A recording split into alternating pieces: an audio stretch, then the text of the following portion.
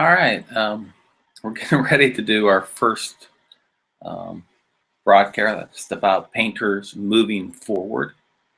And well, I'm in my small studio here in Harrison, Ohio. And as you can see, it is very small.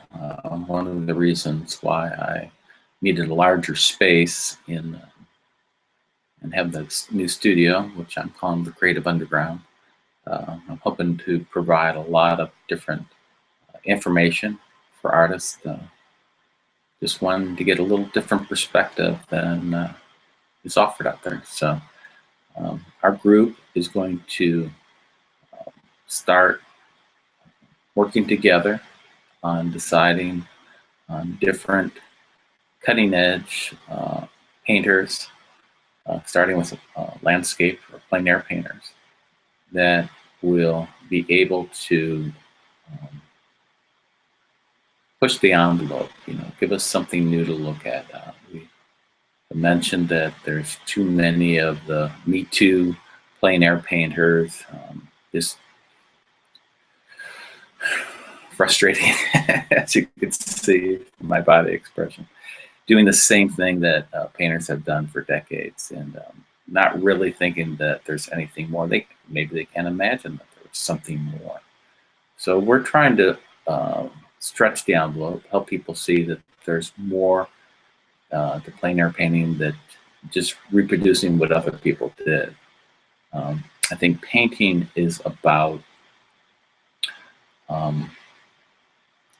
providing something new, providing something different.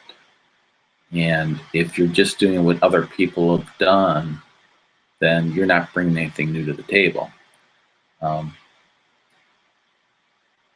I like to think of it like, for example, if you see someone that paint a picture of a barn, and then you go out and paint a picture of a barn because you think that's a painting. Well, I think that's a false premise. What made the barn interesting for the first painter might have been that no one ever painted a barn.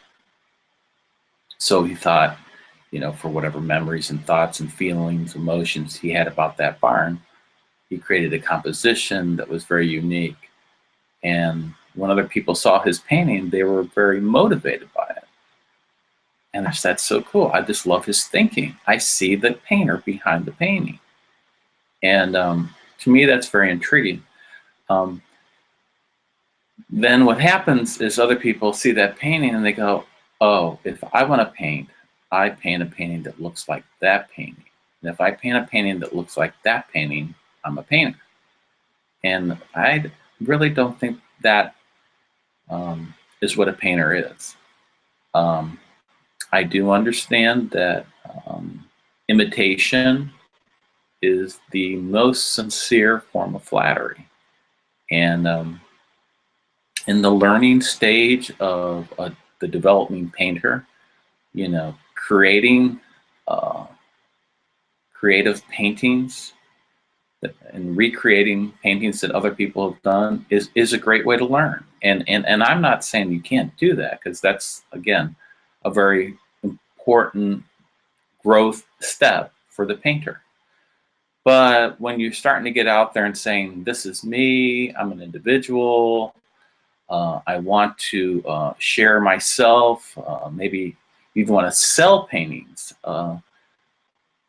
what are you offering? And some people, and I'm not going to say I totally feel this way, but it could be that what they are doing really is plagiarism. They're not creating something that's totally them. And so, not to insult anybody here at all, I'm not trying to do that or step on any toes, but what I'm trying to say is, hey, if we're going to be a painter, we need to have our voice. We need to have something to say. And what we're going to say needs to impact our public.